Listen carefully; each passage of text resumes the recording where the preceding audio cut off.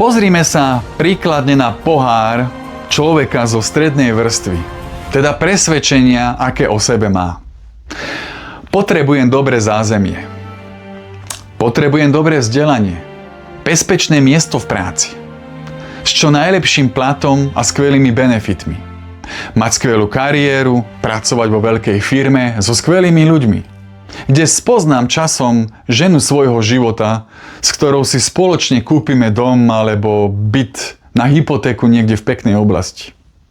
Spoločne pôjdeme každý rok na dovolenku pri more s deťmi ako jedna pekná veľká rodina a nakoniec bude mať slušný dôchodok. Nič proti tomu. Naozaj je to v poriadku. Pokiaľ sú to tvoje sny, ktoré naozaj v živote chceš. Ten správny pohár, ktorý držíš v rukách a piješ z neho každý deň.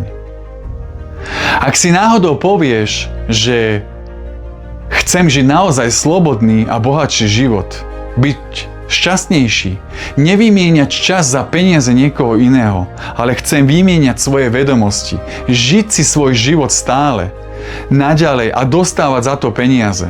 Alebo chcem dobrodružný život, chcem riskovať, chcem vybudovať firmu podľa mojich predstav, alebo stať sa majstrom vo svojom obore.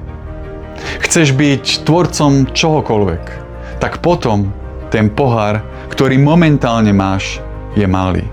Musí sa zmeniť, stať sa tak väčším pohárom.